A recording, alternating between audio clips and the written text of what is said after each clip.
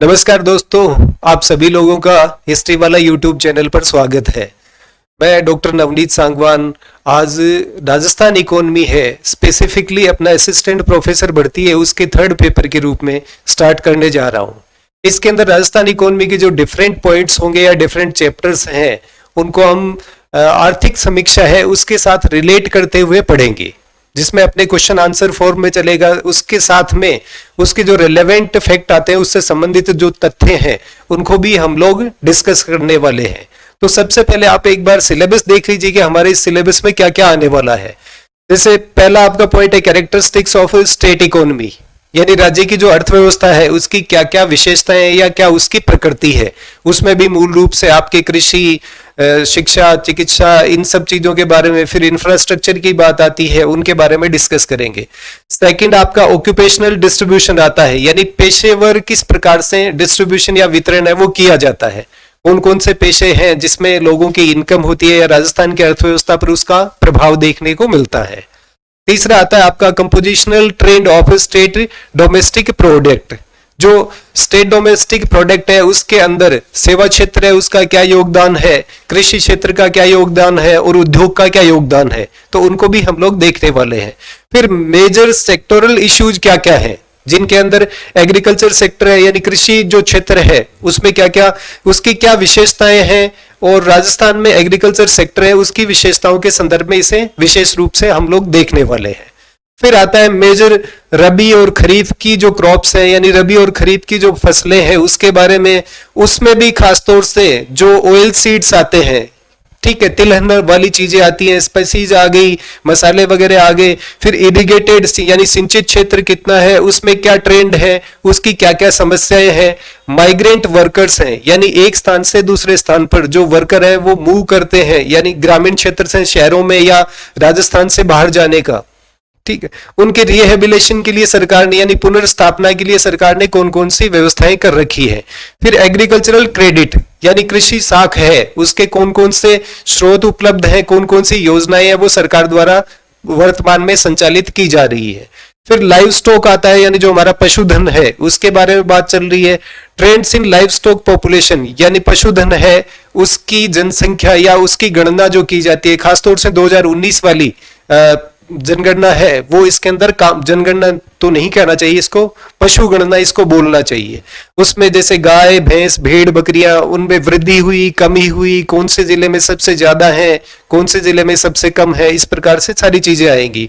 फिर दुग्ध उत्पादन की बात की जा रही है राजस्थान में, जैसे अपना अलग अलग क्षेत्र उप क्षेत्र आते हैं कृषि के, उसमें पशुधन है वो सबसे ज्यादा आता है, उसमें भी लगभग 86% दुग्ध उत्पादन से आय होती है, वो हम देखने वाले हैं। फिर इंडस्ट्रियल आउटलुक यानी औद्योगिक क्षेत्र है उसके अंदर क्या क्या चल रहा है, उसमें खासतौर से कौन कौन सी मुख्य उद्योग राजस्थान के अंदर है, मेजर इंडस्ट्रीज ऑफ राजस्थान है। एक आपके constraint to development of industries यानी क्या क्या बाधाएं आपके औद्योगिक विकास के अंदर आती है वो भी सारी हम लोग डिस्कस करने वाले हैं। फिर ये लघु और मध्यम उद्योग है राजस्थान में वो कौन कौन से हैं, मेजर उद्योग क्या है और उनकी क्या ग्रोथ रेट रहती है। फिर उसके बाद में आपके कंस्ट्रेंट टू डेवलप, ये तो हो चुका अपना। फिर roles and problem of small industries यानी जो लघु उद्योग हैं उनकी क्या भूमिका है और उसके बाद के अंदर क्या क्या उनकी समस्याएं हैं और उनकी समस्याओं के समाधान के लिए सरकार द्वारा वर्तमान में संचालित योजनाएं कौन कौन सी है। फिर नेक्स्ट आता है आपका इंडस्ट्रियल सिकनेस यानी जो बीमारू इकाई है जिसे रुग्ण इकाई भी बोला जाता है वो कौन सी है, उनकी क्या समस्याएं हैं। फिर उसके बाद आता है major state public sector enterprises यानी राजस्थान सरकार है खासतौर से उसके पब्लिक सेक्टर यानी सार्वजनिक क्षेत्र की कौन कौन सी इकाइयां हैं। फिर स्पेशल इकोनॉमिक जोन है, विशेष आर्थिक क्षेत्र सेज जिसको बोला जाता है राजस्थान के अंदर, उसके बारे में डिस्कस होगा थोड़ा सा।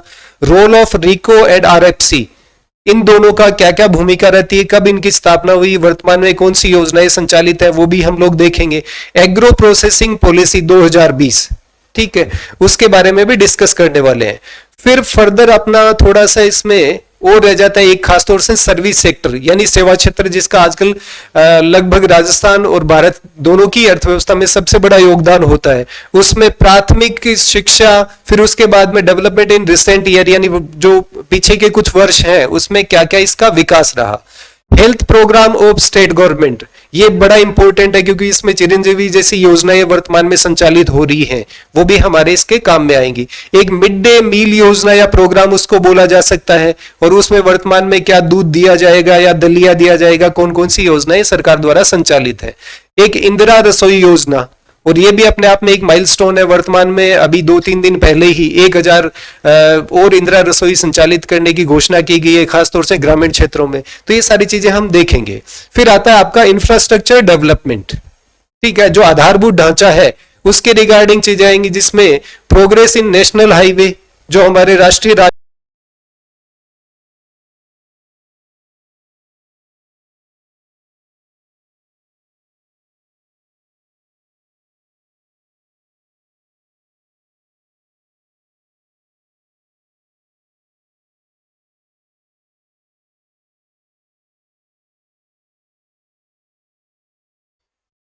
फिर आता है इसमें पावर सेक्टर।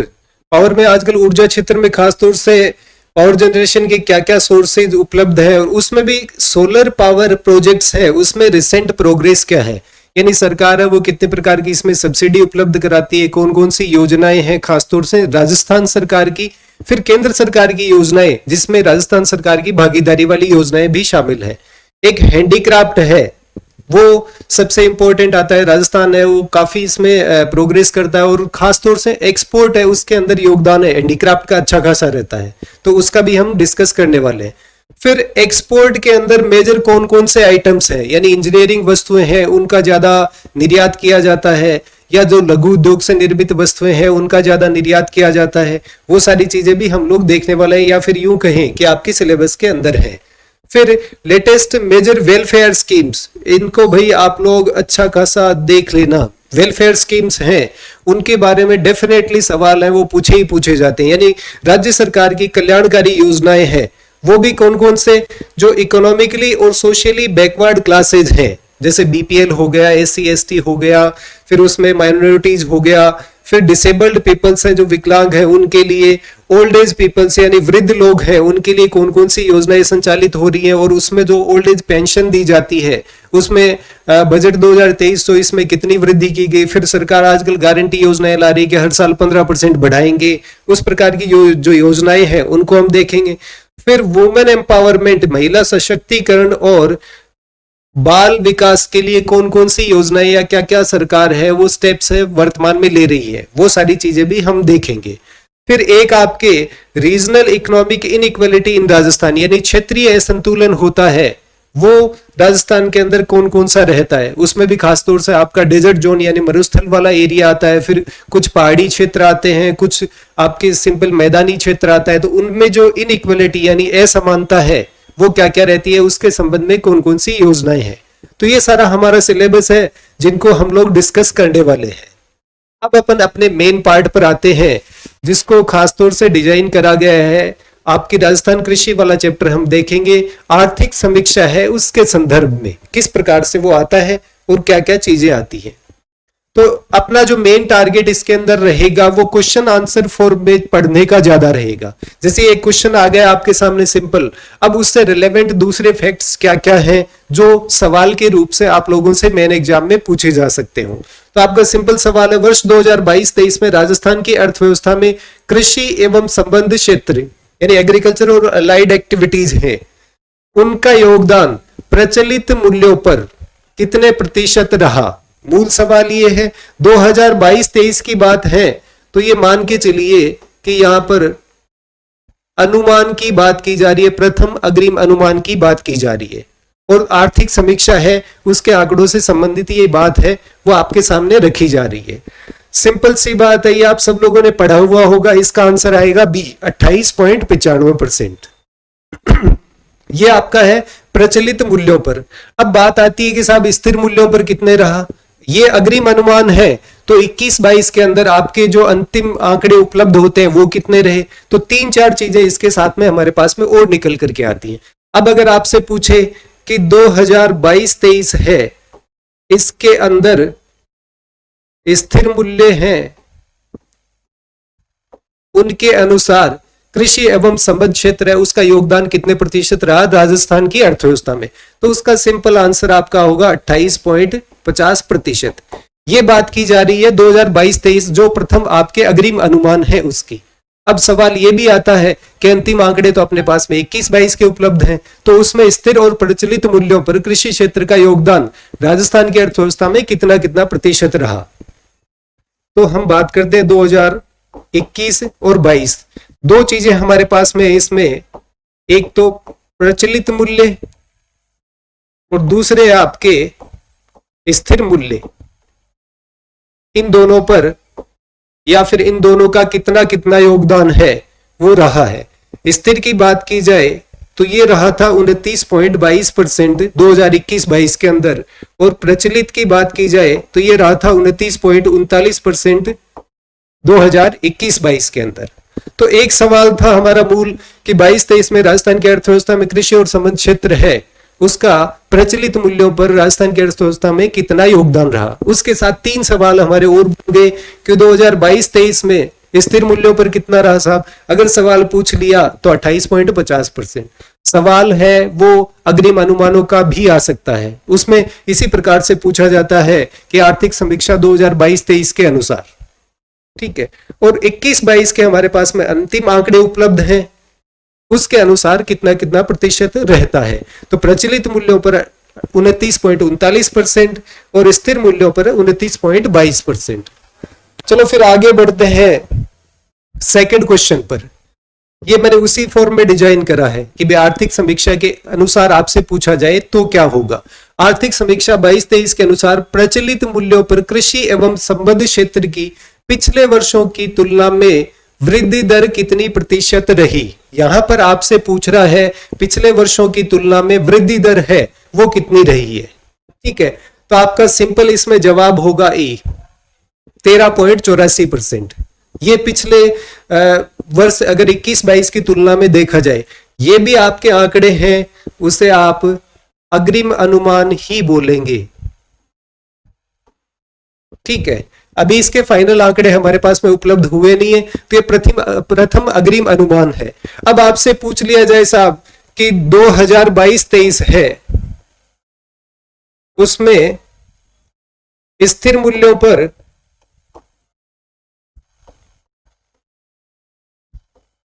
पिछले वर्षों की तुलना में कितने प्रतिशत की वृद्धि रही है, तो आपका आंसर होगा 5.22%, ठीक है। ये तो पूछ लिया आपसे 2022-23 में स्थिर मूल्यों पर पिछले वर्ष की तुलना में कितनी वृद्धि दर रही। सवाल आपसे 21-22 के संदर्भ में भी पूछा जा सकता है। तो 2021 और 22 की अगर हम बात करें तो प्रचलित मूल्य है उसके ऊपर इसकी वृद्धि दर थी, वो थी 14.01% प्रचलित मूल्य पर। फिर इसके साथ में आपसे स्थिर मूल्य पर भी पूछ सकता है। स्थिर मूल्यों की अगर बात की जाए तो वो आपकी रही 6.85%, ठीक है। ये तीन चीजें आपकी वृद्धि दर से संबंधित है।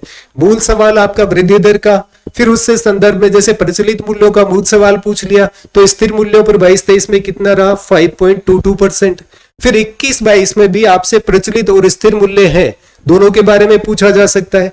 फिर आपसे सवाल यह भी हो सकता है कि जीएसवीए है उसके अंदर कृषि और संबद्ध क्षेत्र का योगदान कितना रहा, यानी कुल राशि है वो कितनी रही, ये सवाल भी आपसे पूछा जा सकता है। तो जीएसवीए की बात करें उसके अंदर एक तो आपका 2021-22 है जिसके फाइनल आंकड़े हमारे पास में है। 2021-22 की अगर बात की जाए तो फाइनल आंकड़े हमारे पास में है, इसमें भी प्रचलित मूल्य है उस पर पूछा जा सकता है। दूसरा आपसे स्थिर मूल्य है उनके ऊपर भी पूछा जा सकता है। तो अगर प्रचलित मूल्यों की बात की जाए तो आपका जवाब होगा 3.33 लाख करोड़ रुपए, ठीक है। ये बात कर रहा हूं 2021-22 की जिसके आंकड़े आपके पास में उपलब्ध हैं। और अगर स्थिर मूल्य की बात की जाए तो वो है 1.98 लाख करोड़ रुपए, ठीक है। अब आपसे ये तो 21-22 की बात हुई, अगर जीएसवीए की बात करें 2022-23 के भी पूछे जा सकते हैं, क्योंकि अग्रिम अनुमान है वो तो आपके पास आर्थिक समीक्षा के अनुसार उपलब्ध है ही। अब इसमें भी प्रचलित का पूछ सकता है आपसे, और दूसरा स्थिर है उसके बारे में भी पूछा जा सकता है। तो अगर प्रचलित की बात करी जाए तो वो आपका जवाब होगा 3.79 लाख करोड़ रुपए। ठीक है, और अगर स्थिर की बात की जाए तो आपका जवाब होगा 2.09 लाख करोड़ रुपए। अब देखो, अपने इस एक सवाल के अंदर हमने कुल मिलाकर के 8 सवाल कवर करे हैं। पहला मूल सवाल आपका कृषि की वृद्धि दर से संबंधित था 2022-23 में पिछले वर्ष की तुलना में प्रचलित मूल्यों पर वृद्धि दर की, जो थी 13.84%। फिर आपसे सवाल यह भी पूछा जा सकता है कि 22-23 में स्थिर मूल्यों पर तो 5.22%। अब 21-22 का भी आपसे पूछा जा सकता है, प्रचलित मूल्यों पर 14.01%, स्थिर मूल्यों पर 6.85%। अब राजस्थान की अर्थव्यवस्था में कृषि क्षेत्र है उसका कुल योगदान कितना है राशि के रूप में, तो वो अगर 22-23 की बात 21-22 की अगर हम बात करें तो प्रचलित मूल्यों पर 3.33 लाख करोड़ रुपए, स्थिर मूल्यों पर 1.98 लाख करोड़ रुपए। और 2022-23 की बात करें तो प्रचलित मूल्यों पर 3.79 लाख करोड़ रुपए और स्थिर मूल्यों पर 2.09 लाख करोड़ रुपए।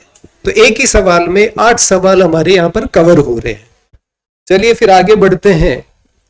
नेक्स्ट अपना सवाल है, आर्थिक समीक्षा 2022-23 के अनुसार राजस्थान में कृषि एवं संबद्ध क्षेत्र में पशुधन का अंश कितने प्रतिशत है। अब देखो, कृषि है इसके उप क्षेत्र भी होते हैं, ठीक है, और उसे खास तौर से 4 में डिवाइड हम करते हैं।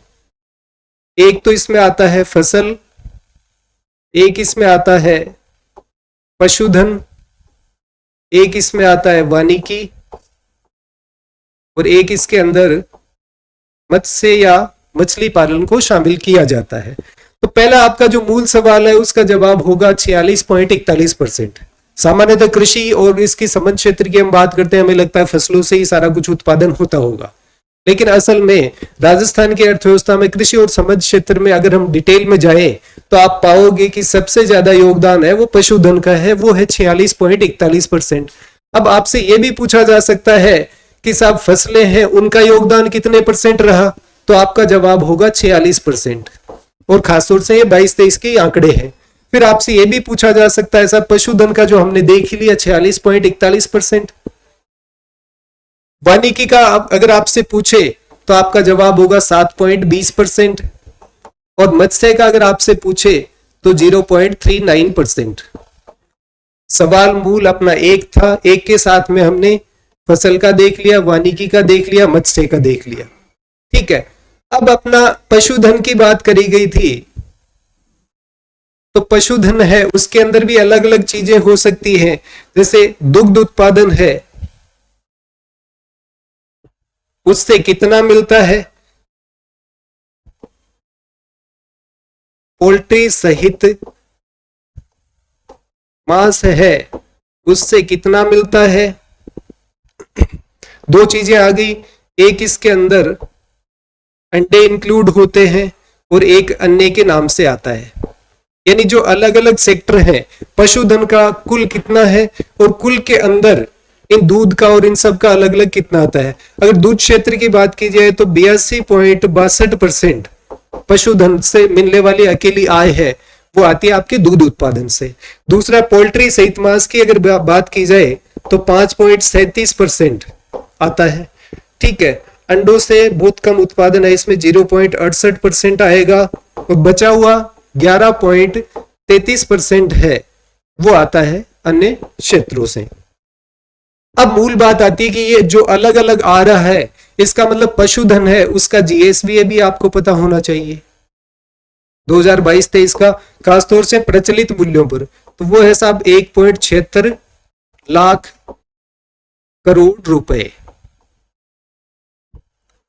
अब देखो, आप पिछले क्वेश्चन को याद करो जिसके अंदर 2022-23 के अंदर हमने देखा था कि कृषि क्षेत्र है उसका जीएसवीए प्रचलित मूल्यों पर कितना था, 3.79 लाख करोड़ रुपए।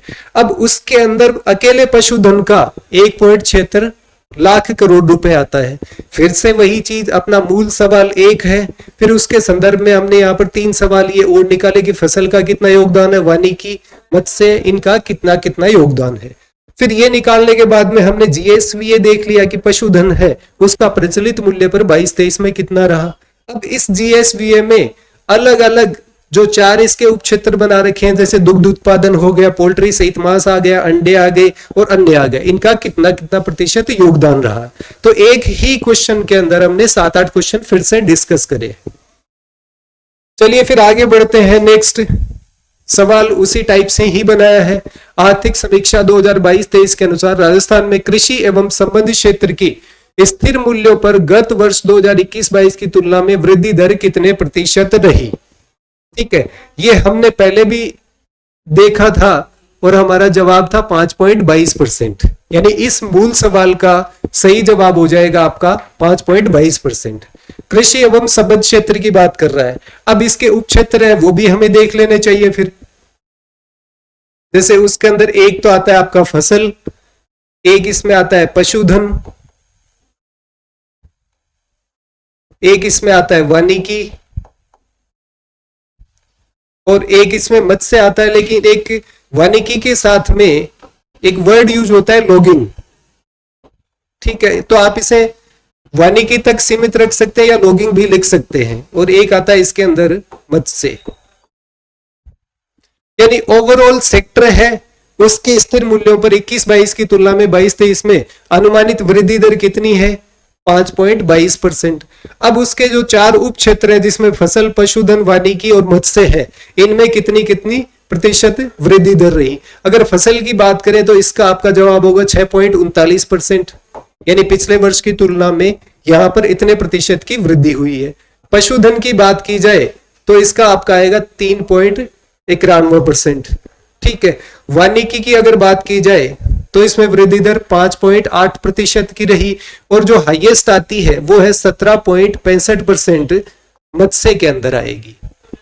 यानी पहला मूल सवाल ओवरऑल आपका कृषि एवं संबद्ध क्षेत्र जिसे एग्रीकल्चर एंड अलाइड एक्टिविटीज बोलते हैं, उसकी स्थिर मूल्यों पर वृद्धि दर 5.22%।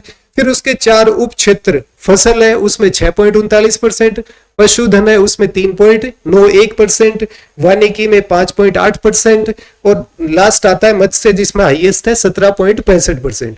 सवाल ये भी हो सकता है कि कृषि एवं संबद्ध क्षेत्र के उप क्षेत्र में अधिकतम वृद्धि दर कौन से उप क्षेत्र की रही, तो आपका जवाब हो जाएगा मत्स्य। ठीक है, और न्यूनतम किसमें रही तो आपका जवाब होगा पशुधन। ओवरऑल पूछ रहा है तो 5.22%, अलग अलग पूछे तो सभी के परसेंटेज हमारे पास में है। चलिए फिर नेक्स्ट आगे बढ़ते हैं। वर्ष 2021-22 में राजस्थान में कुल खाद्यान्न उत्पादन कितना हुआ। ठीक है, सवाल है 21-22 का, फाइनल आंकड़े हमारे पास में है। आपसे 22-23 के अनुमान है वो भी पूछे जा सकते हैं। इसका राइट आंसर आपका होगा 231.52 lakh metric tonne. 231.52 lakh metric tonne. अब अगर आपसे ये पूछ ले कि 2022-23 है उसमें कुल अनुमानित उत्पादन कितना होगा, तो आपका जवाब होगा 253.99 लाख मैट्रिक टन। ठीक है, 21-22 का आ गया, 22-23 का अनुमानित उत्पादन हमारे पास में आ गया। ज्यादा से ज्यादा आपसे क्या पूछ सकता है कि 21-22 है उसके अंदर आपका खरीफ और रबी और दलहन के रूप में कितना उत्पादन रहा, या फिर ये पूछ लेगा 22-23 में खरीफ, रबी और दलहन के रूप में अधिकतम उत्पादन या अनुमानित उत्पादन है वो कितना रहने का संभावना है। तो सबसे पहले 2021-22 की बात कर लेते हैं हम लोग। अब इसके अंदर एक तो आपकी खरीफ की फसल, एक रबी की फसल और एक इसमें दलहन। हालांकि दलहन है वो खरीफ और रबी दोनों की अलग अलग होती है। मैंने इसे एक साथ ही लिया है क्योंकि अलग से उसके पूछने के चांसेस हैं वो थोड़े से कम रहते हैं। तो खरीफ का 2021-22 में जो उत्पादन रहा वो 72.74 लाख मैट्रिक टन रहा। ठीक है, 72.74 लाख मैट्रिक टन रहा। ठीक, उसी तरह रबी की अगर बात करें तो 118.26 लाख मैट्रिक टन उत्पादन रहा था टोटल रबी का। और अकेली दलहन की बात करें तो 40.52 लाख मैट्रिक टन उत्पादन रहा था दलहन का। इन तीनों का अगर आप टोटल करते हैं, जो यहां पर लिखा है, इन तीनों का आप टोटल करते हैं तो आपका जवाब ये वाला आएगा 231.52 लाख मैट्रिक टन। अब अगर हम बात करें 2022-23 की तो इसमें भी वही चीज, अनुमानित आंकड़े आपके खरीफ है, रबी और दलहन। ठीक है, खरीफ का उत्पादन अनुमानित है 77.84 लाख मैट्रिक टन। दूसरा बात आती है रबी की फसल की, तो इसका अनुमान है 128.73 लाख मैट्रिक टन का। और लास्ट आती है दलहन, इसका अनुमान है 47.42 लाख मैट्रिक टन का। ठीक है, इन तीनों का अगर आप टोटल करेंगे तो 253.99 लाख मैट्रिक टन आता है। तो अब इसे आप ठीक से देख लीजिए और एक बार मेरे ख्याल से इसका स्क्रीनशॉट ले लें तो ज्यादा बेटर रहेगा, क्योंकि इसके साथ में 3-4 चीजें हमने कवर करी है। एक तो पिछले वर्ष का उत्पादन खाद्यान्न का पूछा है, दूसरा 22-23 का हमने हमारी तरफ से डिस्कस करा है कि कितना अनुमान है, तीसरा 21-22 का खरीफ और रबी के रूप में, दलहन के रूप में कितना उत्पादन रहा, और 22-23 में अनुमानित खरीफ, रबी और दलहन का उत्पादन कितना होने की संभावना है। तो इसमें भी वही चीज है, मूल सवाल एक है, उससे संबंधित 3-4 सवाल और कवर हो रहे हैं। चलिए फिर आगे बढ़ते हैं नेक्स्ट में। आर्थिक समीक्षा 2022-23 के अनुसार देश में उत्पादित सरसों में राजस्थान का कितना हिस्सा कितने प्रतिशत है, यानी बात कर रहे हैं सरसों की। अब इसमें भी कई सारी चीजें, जैसे प्रमुख फसलें होती हैं, उसमें प्रथम स्थान किसका है, द्वितीय किसका है, तृतीय किसका है, या कौन कौन से स्टेट की बात करी जा रही है। यहां पर मैं इसे छोटे रूप में रखूंगा क्योंकि नेक्स्ट जो क्वेश्चन आएगा उसका थोड़ा हम डिटेल में डिस्कशन करेंगे। आपका आंसर हो जाएगा 44.57%।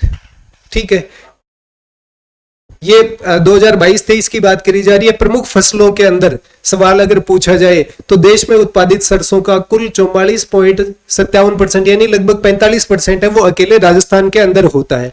हाईएस्ट की अगर बात की जाए कि राजस्थान में कौन सी चीज है जिसका हाईएस्ट उत्पादन होता है पूरे इंडिया की पर्सपेक्टिव में देखें तो वो आता है आपके ग्वार का, और ग्वार का आता है हिस्सा 84.60%, यानी राजस्थान है इसमें ऑलमोस्ट इंडिया का ग्वार उत्पादन है वो कवर करता है, 85% के लगभग आता है।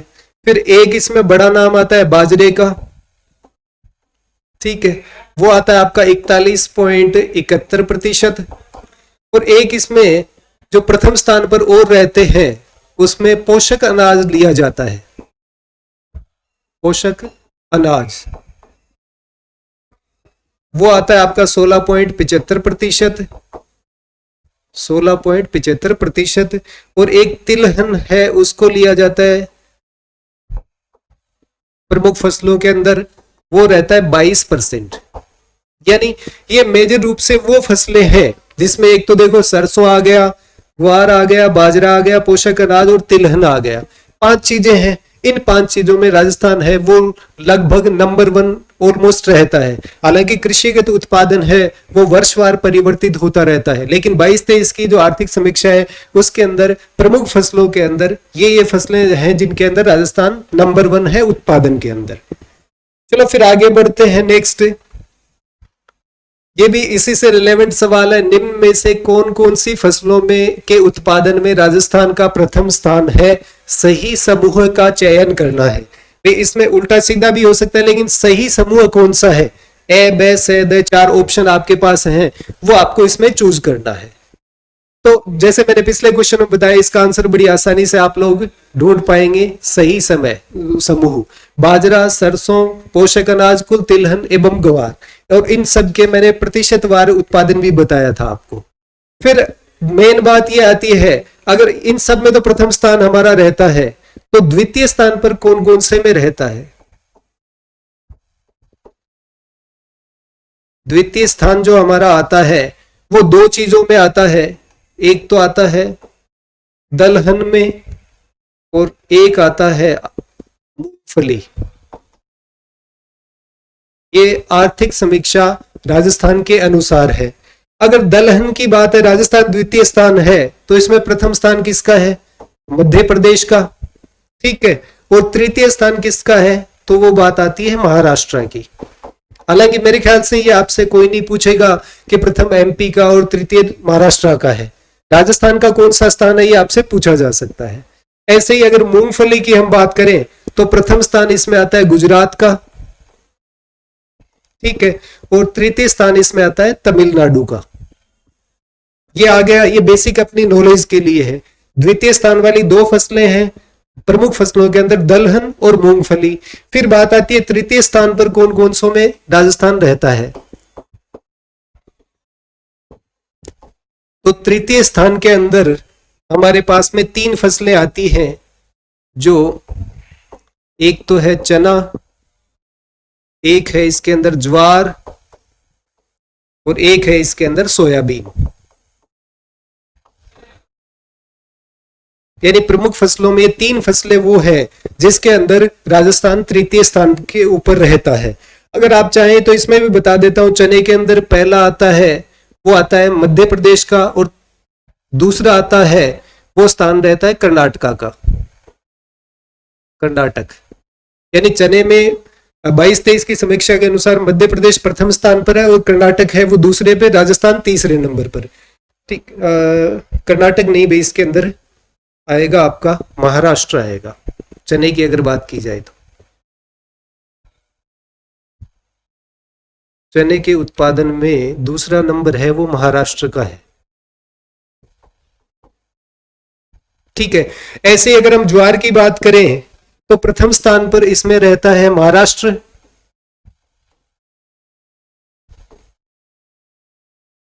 ठीक है, और दूसरे स्थान पर इसमें रहता है कर्नाटक, और तीसरे पर राजस्थान इसमें ऑटोमेटिक है ही।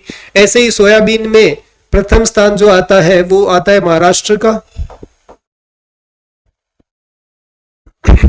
और सेकंड जो आता है वो है मध्य प्रदेश का। अभी इस एक सवाल के अंदर कितने सारे सवाल हमारे कवर हो रहे हैं। मूल सवाल था कि प्रथम स्थान पर जो फसलें हैं उसके समूह का चयन करना है। अब ये अपने आप में ही 5 सवाल हैं।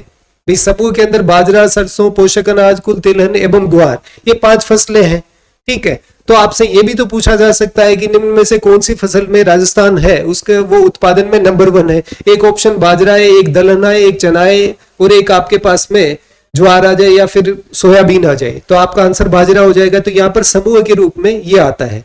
द्वितीय स्थान वाली 2 फसलें दलहन और मूंगफली, और उसमें भी कुल दलहन बोला जाता है इसको। तृतीय स्थान पर 3 फसलें प्रमुख फसलों में चना, ज्वार और सोयाबीन। अब इसमें फर्स्ट, सेकंड या फर्स्ट, थर्ड दूसरे कौन से स्टेट है वो हमारे लिए ज्यादा मायने नहीं रखते हैं, फिर भी देख लिया हमने इसको एक बार। फिर आगे बढ़ते हैं। नेक्स्ट सवाल, राजस्थान कृषि बजट 2022-23 में निम्न में से कौन से घटक पर सर्वाधिक बजट प्रावधान किया गया।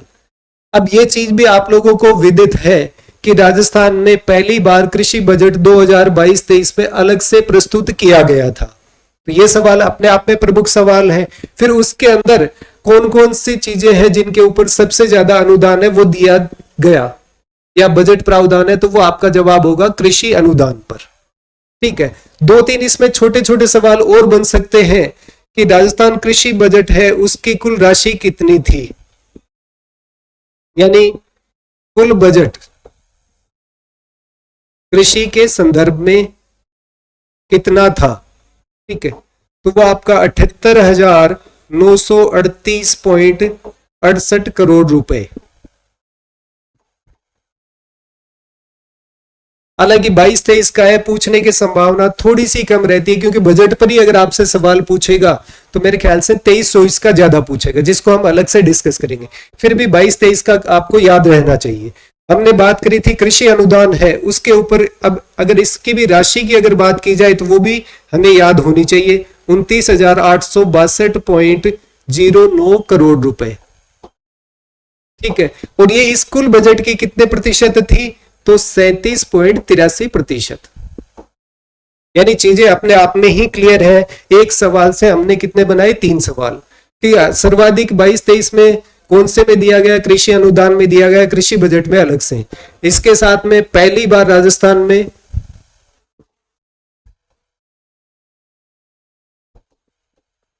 कृषि बजट है वो अलग से पेश किया गया था।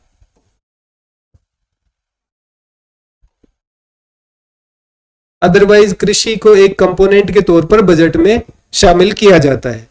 उसमें सर्वाधिक कृषि अनुदान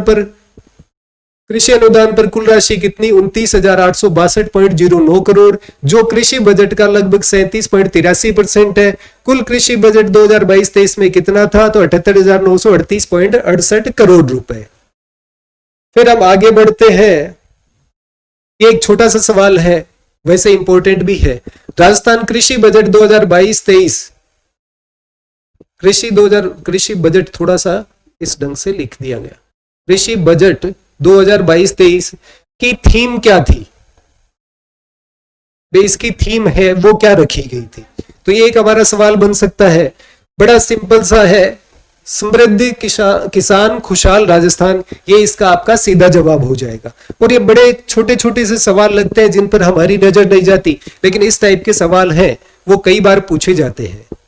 फिर एक क्वेश्चन आज हम और देखेंगे इसके अंदर, और आज का लास्ट क्वेश्चन है, राजस्थान कृषि बजट 2022-23 में कृषि विपणन के लिए कुल कितनी राशि का प्रावधान किया गया। देखो, कृषि अनुदान है वो अलग से था, कृषि विपणन है वो अलग से, और उसके लिए आपसे सवाल पूछा जा सकता है। तो आपका जवाब है सीधा होगा 3,007.95 करोड़ रुपए। तो ये आज हमारी बेसिक चीजें रही, जिसमें कई सारे सवाल हमने साथ में देखे। एक बार मैं आपको रिवाइव करा देता हूं, फिर कल इसके फर्दर पार्ट है उसको हम लोग डिस्कस करने वाले हैं। आप चाहो तो इनके साथ में स्क्रीनशॉट वगैरह ले सकते हो। पहला क्वेश्चन ये था, अनुमान आधारित था, प्रचलित मूल्य है उसके ऊपर आपकी राजस्थान की अर्थव्यवस्था में या जीएसवीए के अंदर कृषि और समृद्ध क्षेत्र है उसका कितना योगदान रहा, 28.95%। ठीक है, अब 21-22 का प्रचलित और स्थिर मूल्यों पर देखा, फिर 22-23 का स्थिर मूल्यों पर देखा हमने। नेक्स्ट था, उसके अंदर कई सारी चीजें आई। मेरे ख्याल से अगर पॉसिबल हो तो या तो आप स्क्रीनशॉट ले लीजिए या फिर आर्थिक समीक्षा है उसमें आप देख सकते हैं, वो आपके ऊपर डिपेंड करेगा।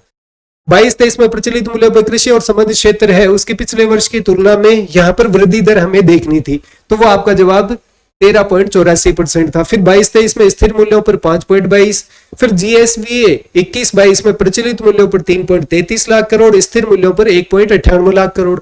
फिर जीएसवीए 22-23 में प्रचलित और स्थिर मूल्यों पर, ऐसे ही 2021-22 में वृद्धि दर है वो प्रचलित और स्थिर मूल्यों पर। यानी 7-8 क्वेश्चन यहाँ पर एक साथ कवर करें। ऐसे ही हम लोग इसमें आगे बढ़ते गए। आप चाहे तो इनके साथ में स्क्रीनशॉट है वो रख सकते हैं फर्दर अपने काम में आने के लिए। फिर ये था कृषि और संबंध क्षेत्र है उसके स्थिर मूल्यों पर गत वर्ष की तुलना में वृद्धि दर पूछी थी, एक ओवरऑल हमने बताई 5.22%। अब इसके उप क्षेत्र है उनको भी साथ में कवर कर लिया कि उसमें स्थिर मूल्यों पर वृद्धि दर पिछले वर्ष की तुलना में कितनी रही।